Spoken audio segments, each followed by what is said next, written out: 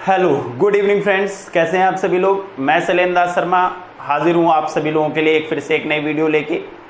तो जैसा कि ये वीडियो आप लोगों के लिए क्लास 10th के एस्पिरेंट के लिए है। तो कैसी चल रही है आप सभी की बोर्ड की तैयारियां। तो आप लोगों की बोर्ड की तैयारी को थोड़ा सा और बेहतर बनाने के लिए थोड़ा सा हेल्पफुल वीडियो लेके आ रहा हूँ आप लोगों के लिए। आप इस वीडियो के साथ बने रहिए, ठीक है।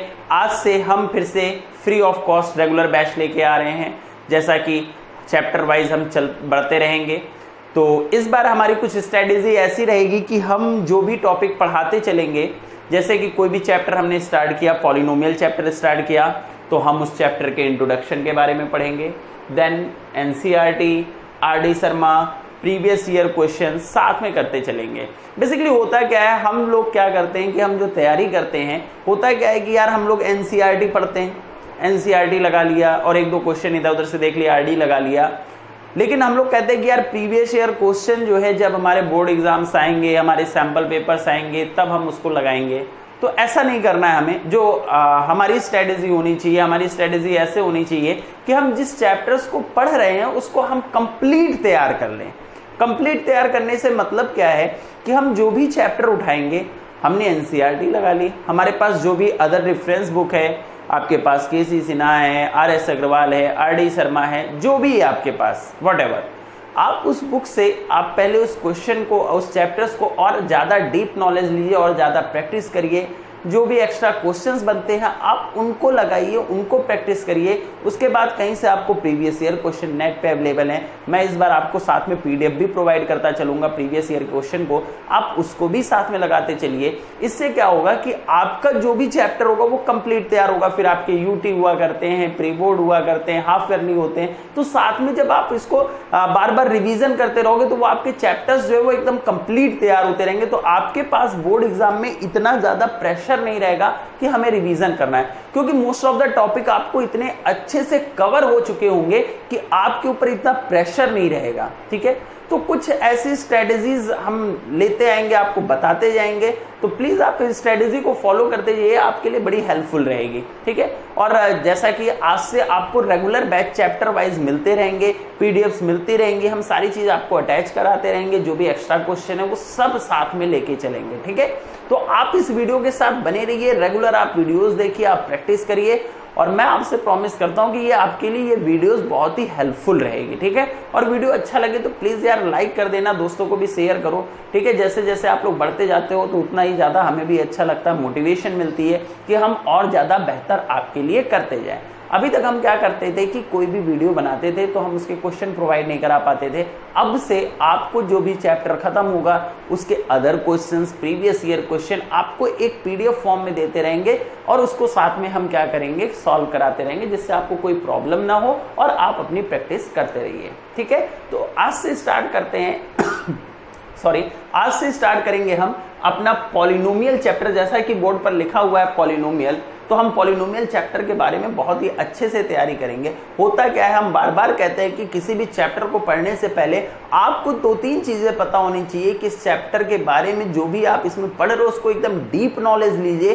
कोई भी चीज कहां से, उसका ओरिजिन क्या है, कहां से जनरेट हो रही है, तो ये सारी चीजें आपको पता होनी चाहिए, ठीक है। तो सबसे पहले स्टार्ट करते हैं पॉलिनोमियल के बारे में। तो इस चैप्टर से हम बहुत ही अच्छे से जानते हैं, क्योंकि हमने इसको क्लास 9th में भी पढ़ा है, हम फिर से इसको क्लास 10th में पढ़ने जा रहे हैं। तो हम बात कर रहे हैं पॉलिनोमियल चैप्टर के बारे में, पॉलिनोमियल, ठीक है। तो हमने क्लास 9th में पॉलिनोमियल को पढ़ा, इंट्रोडक्शन पढ़ा कि पॉलिनोमियल जो है क्या होते हैं, ठीक है। तो यहाँ पे हमें इस सब चीजों के बारे में नहीं पता करना है कि ये पॉलिनोमियल है या नहीं है, ठीक है। तो हम थोड़ा सा क्लास 10 में थोड़ा सा हमको ये मान के चलते हैं कि आप 9th में पढ़ के आए हो और आपको इन सब चीजों के बारे में नॉलेज है, ठीक है। अब बात करते हैं पॉलिनोमियल के बारे में। तो हमने क्लास 9th में पढ़ा कि अगर मान लीजिए हमारे पास कोई इक्वेशन है लाइक x+3 इक्वल्स टू 0, या फिर एक अदर इक्वेशन में लेता हूं। मान लीजिए आपके पास एक इक्वेशन है x² + 5x + 6 इक्वल्स टू 0, ठीक है। तो हम बात करते हैं, आपने एक टर्म क्लास 9th में पढ़ा है जीरोस। क्या पढ़ा है? जीरोस। तो जीरोस बोलिए या रूट्स बोलिए बात एक ही है, रूट्स को ही हम जीरोस भी कहते हैं, रूट्स का मतलब जीरोस भी होता है, या जीरोस बोलिए या रूट्स बोलिए, बात एक ही है। ठीक है, एकदम बेसिक से चलेंगे धीरे धीरे। मान लीजिए मैंने आपके सामने दो पॉलिनोमियल लिखे हैं, एक x प्लस 3 इक्वल्स टू 0 लिखा है, एक x square plus 5x plus 6 लिखा है। तो हमने आपसे बात की कि हमने एक टर्म पढ़ा है क्लास 9th में, जीरोस या रूट्स। जीरोस का मतलब क्या होता है? जीरोस का मतलब बेटा ये होता है कि x की वो पॉसिबल वैल्यूज जिस पे ये पूरा एक्सप्रेशन क्या हो जाए, जीरो हो जाए। तो ऐसा तो है नहीं कि ये x की हर वैल्यू पे ये इक्वेशन जो है जीरो हो जाएगी। x की कुछ पर्टिकुलर वैल्यूज होगी जिस पर ये इक्वेशन क्या होगी, जीरो होगी, और जिस वैल्यू पर, जिस x की वैल्यू पर ये एक्सप्रेशन क्या हो जाए, जीरो हो जाए, उसी पे हम क्या कहते हैं, ये इस इक्वेशन का क्या है, जीरोस है। x की जिस वैल्यू पर ये पूरा एक्सप्रेशन क्या हो जाए, जीरो हो जाए, उसी को हम क्या कहते हैं, जीरोस ऑफ द पॉलिनोमियल। कोई भी पॉलिनोमियल हो हमारे पास, और अगर उस पॉलिनोमियल की वैल्यू x की एक पर्टिकुलर वैल्यू पर जीरो हो रही है, तो x की उसी वैल्यू को हम कहते हैं जीरोस ऑफ द पॉलिनोमियल। ठीक है, जैसे कि मैं आपसे बात करूं x प्लस 3 इक्वल्स टू 0, तो अगर मैं आपसे पूछूं कि मैं x की वैल्यू यहां पर क्या रखूं जिससे कि ये पूरा एक्सप्रेशन जीरो हो जाए, तो आप कहोगे सर x की वैल्यू यहां पे हम क्या रख दे, x की वैल्यू -3 अगर हम रख दें, -3, तो -3 प्लस 3 ये क्या हो जाएगा सर, जीरो हो जाएगा। ये क्या हो जाएगा, जीरो हो जाएगा। तो सर हमें पता चल गया कि जब हमने x की वैल्यू -3 रखी तो इस पूरे एक्सप्रेशन की वैल्यू जीरो हो गई। तो मतलब ये x इक्वल्स टू -3 जब हमने रखा, हमने क्या रखा, x इक्वल्स टू -3 रखा, तो इस पूरे एक्सप्रेशन की वैल्यू क्या हो गई, जीरो हो गई। तो सर क्या मैं x इक्वल्स टू -3 को या -3 को इस पॉलिनोमियल का मैं जीरो कह सकता हूं? यस सर कह सकता हूं, क्योंकि -3 पर ये पॉलिनोमियल क्या हो गया, जीरो हो गया। अच्छा सर, अच्छा आप ये सोच के बताइए, क्या x की कोई अदर वैल्यू हो सकती है जिस पर ये पूरा एक्सप्रेशन क्या हो जाए, जीरो हो जाए? कुछ कोई भी एक वैल्यू सोचिए।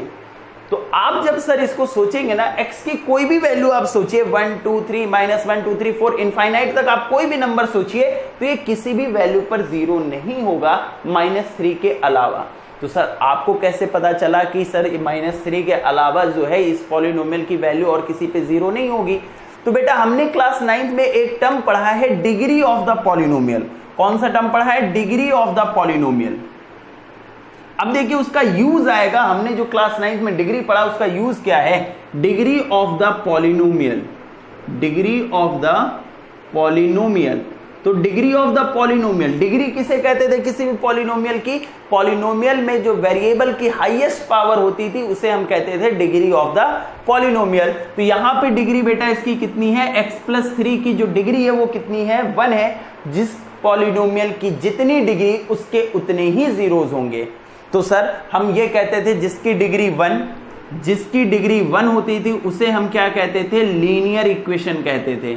जिसकी डिग्री 1 उसे हम क्या कहते थे, लीनियर इक्वेशन। जिसकी डिग्री क्या हो, 2 हो, जिसकी डिग्री 2 हो उसे हम क्या कहते थे, उसे हम कहते थे क्वाड्रेटिक इक्वेशन। उसे हम कहते थे क्वाड्रेटिक इक्वेशन। और जिसकी डिग्री 3 हो जाए उसे हम क्या कहते थे, क्यूबिक इक्वेशन। ठीक, फिर डिग्री 4 बाई क्वाड्रेटिक को ऐसे ऑन चलता रहेगा। हमें तो यहाँ बेसिकली 3 चीजों के बारे में पढ़ना है, फिर बाई क्वाड्रेटिक के बारे में पढ़ सकते हैं। ठीक है, ज्यादा ज्यादा हाईएस्ट पावर 4 के बारे में पढ़ सकते हैं। तो अगर डिग्री 1 है सर उसे लीनियर इक्वेशन कहते हैं। तो सर डिग्री अगर 1 है तो इसके कितने जीरोस होंगे, इसके केवल 1 जीरोस होंगे। ठीक है, क्योंकि इसकी डिग्री कितनी है, 1 है, तो इसका केवल 1 जीरोस होगा। मतलब x की केवल एक ऐसी वैल्यू होगी जिस पर वो पूरा इक्वेशन जो है, पूरे एक्सप्रेशन की वैल्यू क्या हो जाएगी, जीरो हो जाएगी। डिग्री 2 तो इसकी जो जीरोस होंगे, क्योंकि इसकी डिग्री 2 है तो इसके कितने जीरोस होंगे, इसके 2 जीरोस होंगे। और क्यूबिक है, इसकी डिग्री कितनी है, 3 है, तो इसके कितने जीरोस हो जाएंगे, 3 जीरोस हो जाएंगे। तो क्या ये आपको बात क्लियर हुई जीरोस के बारे में? जीरोस का मतलब क्या होता है कि किसी भी पॉलिनोमियल में x की वो पॉसिबल वैल्यू जिस पर उस पॉलिनोमियल की वैल्यू क्या हो जाए, जीरो हो जाए, तो उसे हम क्या कहते हैं, जीरोस ऑफ द पॉलिनोमियल कहते हैं। फिर हमने सीखा कि किसी भी पॉलिनोमियल की जितनी डिग्री होती है उसके उतने ही जीरोस पॉसिबल हैं। अगर क्वाड्रेटिक इक्वेशन है मतलब कि उसकी डिग्री 2 है तो उसके जीरोस कितने होंगे, उसके जीरोस भी 2 होंगे। अगर डिग्री 3 है मतलब क्यूबिक पॉलिनोमियल, तो उसके कितने जीरोस पॉसिबल हैं, उसके 3 जीरोस पॉसिबल हैं। आई थिंक आपको ये बात क्लियर हो गई होगी, ये क्लास 9th में हमने इतनी चीजों के बारे में पढ़ा है। आज अब हम यहाँ 10th में क्या बात करते हैं, हम उसके ग्राफ के बारे में बात करना चाहते हैं, तो बात करते हैं इसके ग्राफ के बारे में। तो चलो बेटा बात करते हैं। हमने कहा x इक्वल्स टू -3, तो आपको क्लास 9 में इसका ग्राफ प्लॉट करना सिखाया गया है। इसका जो बेसिकली ग्राफ होगा बेटा वो कैसा होगा, इसका ग्राफ आपको क्लास 9 में सिखाया गया है। x इक्वल्स टू -3 का ग्राफ अगर हमें प्लॉट करना है तो मान लीजिए ये आपकी y एक्सिस है, ये आपकी x एक्सिस है। ओरिजिन के राइट हैंड साइड में x पॉजिटिव, ओरिजिन के लेफ्ट हैंड साइड में x नेगेटिव, ओरिजिन के अपवर्ड में y पॉजिटिव, डाउनवर्ड में y नेगेटिव। तो ये x का +1 हो गया, x का +2 हो गया, +3 हो गया, इधर हो गया x का -1, x का -2, x का -3। तो बेटा अगर मैं इसका ग्राफ खींचूंगा तो इसका ग्राफ कैसा खींचेगा, पैरेलल टू y एक्सिस, और इसका ग्राफ ऐसा खींचेगा। ठीक है, क्लियर है। तो इसका ग्राफ कैसा खींचेगा, ऐसा खींचेगा। तो सर क्वाड्रेटिक पॉलिनोमियल, तो बेटा हम इसकी बात करते हैं x² + 5x + 6। तो हमने ये तो कह दिया कि सर जिसकी जितनी डिग्री उसके केवल जो है उतने ही जीरोज होंगे। सर हमें एक बार चेक करके दिखा दीजिए। तो बेटा मैं आपको चेक करके दिखाता हूं कि जीरोज निकालते कैसे हैं। तो आपने इसका फैक्टराइजेशन सीखा है स्प्लिट मिडिल टर्म से, तो हम इसका फैक्टराइजेशन करते हैं बेटा। x² + 5 को हम किस में ब्रेक करेंगे, 3 + 2 x + 6 = 0। अगर ये आपको नहीं आता तो ये इसकी मैं एक अलग से वीडियो आपको बना दूंगा कि कैसे इसका फैक्टराइजेशन करते हैं, तो इसके लिए मैं एक स्पेशल वीडियो आपके लिए बना दूंगा। चलिए x² प्लस आपको पता ही हो जाएगा 3x + 2x + 6 = 0। तो इसमें बेटा क्या कॉमन है, इसमें x कॉमन है, तो ये हो गया x + 3, और इसमें क्या कॉमन है, इसमें 2 कॉमन है, तो ये क्या हो गया x + 3 = 0। अब देख रहे हैं हम पूरे एक्सप्रेशन में हमें x + 3 क्या मिल रहा है, कॉमन मिल रहा है। तो हमारे पास क्या बचा, x + 2 = 0। इस ये जो बेटा निकला इसी को हम क्या कहते हैं, फैक्टर कहते हैं। इसको हम क्या कहते हैं, फैक्टर कहते हैं। और फैक्टर से ही हमको जीरोज मिलता है। तो बेटा एक बात और समझ में आई कि जिसकी जितनी डिग्री उसके फैक्टर भी उतने ही होंगे, क्योंकि फैक्टर से ही हमें क्या मिलते हैं, जीरोज मिलते हैं। अब जीरोज कैसे निकालेंगे, तो हम क्या करते हैं, पहले ब्रैकेट को हम जीरो के कंपेयर कर देते हैं। तो x की एक वैल्यू आ गई -3, और अगर हम दूसरे फैक्टर को जीरो के इक्विवेलेंट कर दें तो x की वैल्यू आ गई -2। तो सर क्या ये इसके जीरोज हैं, हाँ बेटा ये इसके क्या हैं, जीरोज हैं। आपको अगर विश्वास नहीं तो आप क्या करिए, आप ये एक्सप्रेशन लिखिए x² + 5x + 6। आप खुद इस पे रख के वैल्यू चेक कर लीजिए। x की जगह पे हमने -3 पुट किया, +5, x की जगह पे हमने -3 पुट किया, +6। तो -3 का स्क्वायर 9, प्लस माइनस -5 3 = 15 + 6। तो 6 + 9 कितना हो गया, 15 - 15 = 0। आपके सामने रिजल्ट है कि सर जो हमने फैक्टर करके जो यहाँ पे फैक्टर्स निकाले तो वहां उसको हमने 0 के इक्विवेलेंट किया। x की 2 पॉसिबल वैल्यूज आई। 2 पॉसिबल वैल्यूज क्यों आई, क्योंकि इसकी डिग्री कितनी है, 2 है, तो इसके जीरोज भी कितने होंगे, 2 जीरोज होंगे। आपके सामने मैंने -3 रख के चेक कर दिया, आप -2 रख के चेक कर लो। इस पर भी ये पूरा एक्सप्रेशन क्या हो जाएगा, 0 हो जाएगा। अदरवाइज इन दोनों वैल्यू के अलावा आप x की कोई भी वैल्यू ले लो, इस पर ये एक्सप्रेशन कभी भी 0 नहीं होगा। क्लियर है इतनी बात। चलिए ये आपको आता है। अब मैं थोड़ा सा स्पेस चाहता हूं तो मैं इसको थोड़ा सा इरेज कर देता हूं, ठीक है।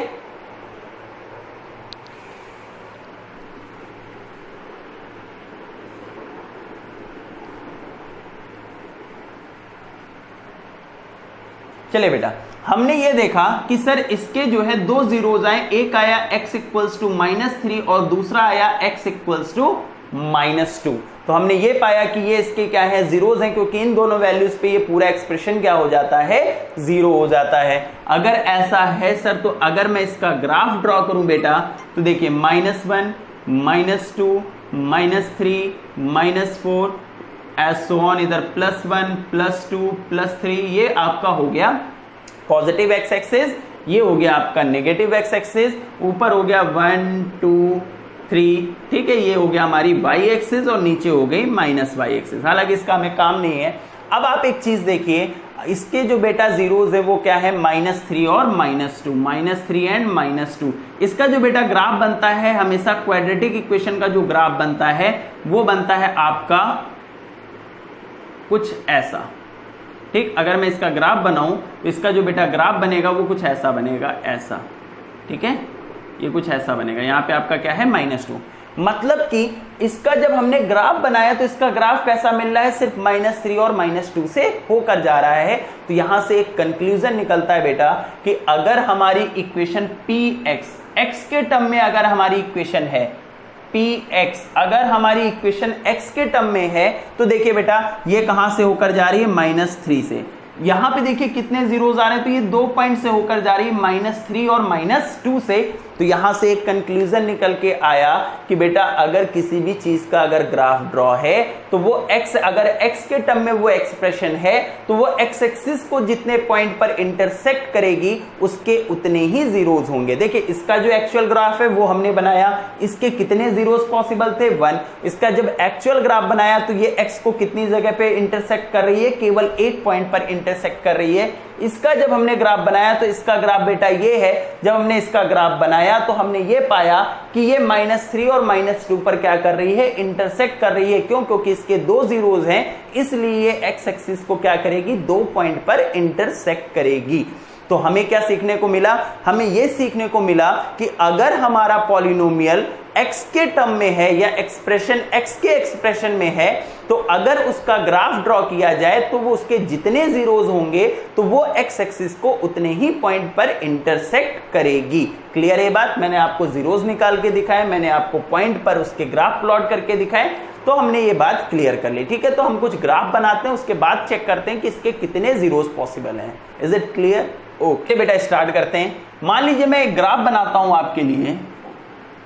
मैंने एक ग्राफ बनाया कुछ ऐसा और मैंने आपसे कहा कि सर ये कोई ग्राफ है, ये कोई ग्राफ है और ये ग्राफ कैसा है, y = px। इसका मतलब क्या हुआ, px का मतलब है कि जो हमारा पॉलिनोमियल है वो किसके टर्म में है, x के टर्म में है। अगर हमारा पॉलिनोमियल x के टर्म में है तो अभी हमने आपको बताया कि अगर हमारा पॉलिनोमियल यहाँ px है, इसका मतलब हमारा पॉलिनोमियल x के टर्म में है। अगर x के टर्म में है तो वो x एक्सिस को जितने पॉइंट पर इंटरसेक्ट करेगा उसके उतने ही जीरोस होंगे। तो हमारी ये x एक्सिस होती है और ये हमारी y एक्सिस होती है। तो हमने देखा ये x एक्सिस को कितनी जगह पे इंटरसेक्ट कर रही है, 3 पॉइंट पर इंटरसेक्ट कर रही है। इसका मतलब है कि इसके कितने जीरोस पॉसिबल हैं, इसके 3 जीरोस पॉसिबल हैं। आपसे अगर पूछ ले ये किसका ग्राफ हो सकता है तो आप कह सकते हो सर ये क्यूबिक पॉलिनोमियल हो सकता है। केवल इतने की बात कर रहा हूं मैं, या आगे जैसा भी चलता जाए। ठीक है, तो इसके कितने जीरोस पॉसिबल है, इसके 3 जीरोस पॉसिबल हैं। अगर बेटा मैं आपसे कह दूं एक ग्राफ ऐसा है, कुछ ऐसा, ठीक, तो ये हमने कहा ये y = px है, y = px, तो इसका मतलब है कि हमारा polynomial in terms of x है। तो इंटरसेक्ट करने का मतलब ये नहीं है कि x एक्सिस को जो है उससे होकर ही गुजरे। अगर x एक्सिस को टच कर रहा है इसका मतलब है कि वो वहां पे क्या कर रहा है, मीट कर रहा है, इंटरसेक्ट कर रहा है। तो इसके कितने जीरोस, या अगर ये एक पॉइंट पर x एक्सिस को इंटरसेक्ट कर रहा है मतलब इसके कितने जीरोस पॉसिबल हैं, इसके 1 जीरोस केवल पॉसिबल हैं। अगर मैं आपसे कह दूं कि एक ग्राफ कुछ ऐसा है, ये ग्राफ है और मैंने कहा ये क्या है, y = px है, मतलब हमारा पॉलिनोमियल किस टर्म में है, x के टर्म में है। अगर ये x के टर्म में है तो ये x एक्सिस को कहीं पर भी इंटरसेक्ट नहीं कर रहा है, तो इसके कितने जीरोस हो जाएंगे, इसके x जीरो जीरोस हो जाएंगे, मतलब इसके एक भी जीरोस नहीं होंगे। ठीक है, मान लीजिए मैं एक ग्राफ ऐसा आपके सामने बना दूं।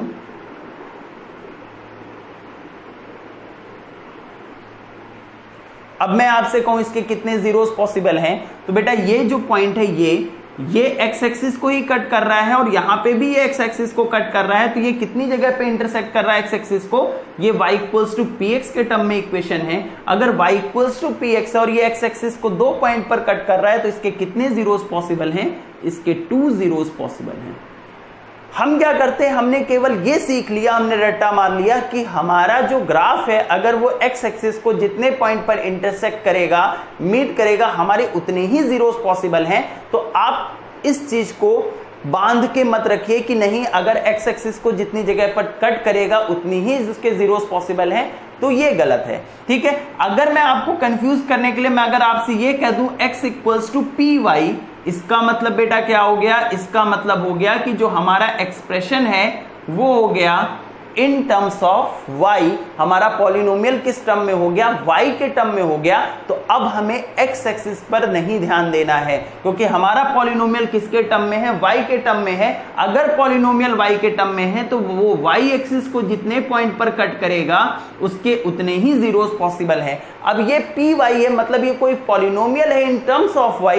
अगर y के टर्म में पॉलिनोमियल है तो ये y एक्सिस को जितने पॉइंट पर कट करेगा इसके उतने ही जीरोस पॉसिबल होंगे। क्लियर है? तो आपको सबसे पहली चीज, अगर कोई ग्राफ दे रखा है तो आपको पहले यह चेक करना है कि वो px दे रखा है, fx दे रखा है, या py या fy दे रखा है। अगर वो fy है इसका मतलब है कि आपका पूरा expression in terms of y है। तो आप खुद ही सोचिए, अगर आपका एक्सप्रेशन y के टर्म में है तो जीरोस जो मिलेंगे वो तो y की वैल्यू पर जीरोस मिलेगा। अगर y की वैल्यू पर जीरोस मिलेगा तो कहां पे कट करेगा, y एक्सिस पर कट करेगा।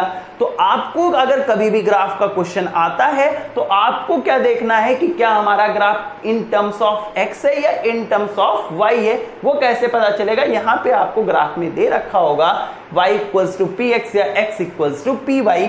जैसे कि अगर मैं बात करूं कि कोई एक ग्राफ है आपका, मान लीजिए ये एक ग्राफ है, ठीक, कुछ मैंने ऐसा कर दिया, कुछ ऐसा। अब ये आपको पता चलना चाहिए कि ये px या py है, लेकिन आपको कह दिया ये x इक्वल्स टू py है। तो आपको ये देखना है ये y को कहां पर मीट कर रहा है, यहां पर और यहां पर। तो आप कहोगे सर ये तो x एक्सिस को मीट कर रहा है। तो बेटा ये एक ओरिजिन, एक ऐसा पॉइंट है, ये x पे भी कट करता है और y पर भी कट कर रहा है। तो इसको हम x के लिए भी काउंट करते हैं, y के लिए भी काउंट करते हैं। लेकिन हमारा py है तो हमें सिर्फ y पर फोकस करना है। तो y पर एक ये हो गया और y पर ये हो गया। तो इसके कितने जीरोस पॉसिबल हैं, तो इसके 2 जीरोस पॉसिबल हैं। क्लियर है बेटा? तो आई होप आप ग्राफ के क्वेश्चन को प्रैक्टिस कर सकते हो। अब आप जाके आपके पास जो भी रेफरेंस हो, जो भी आपके पास सोर्स अवेलेबल हो, वहां से आप ग्राफ के क्वेश्चन करिए। जो भी डाउट होता है वो आप कमेंट करके बताइए। ठीक है? आई थिंक आपको ये वीडियो जो है काफी हेल्पफुल होगी। ठीक है? तो आज हमने क्या सीखा कि हमने ये सीखा कि कोई भी पॉलिनोमियल है, अगर उसकी जितनी डिग्री है उसके उतने ही जीरोस पॉसिबल हैं। ठीक है? अगर वो x के टर्म में पॉलिनोमियल है तो उसके जितने जीरोस होंगे तो वो x एक्सिस को उतने ही पॉइंट पर इंटरसेक्ट करेगी। अगर हमारा expression in terms of y है, y के टर्म में है, तो वो ग्राफ y एक्सिस को जितने पॉइंट पर कट करेगा उसके उतने ही जीरोस होंगे। क्लियर है? तो आज से बेटा मैं इस वीडियो को यहीं पे स्टॉप करता हूं। ठीक है? कल से फिर हम इसके आगे और एक्सरसाइज करेंगे। ठीक है? तो अगर ये वीडियो आपको अच्छी लग रही हो, आपके लिए हेल्पफुल हो, तो आप प्लीज अपने दोस्तों को भी शेयर करिए। ठीक है? आज के लिए इतना ही। Thank you so much. Bye bye. Good night.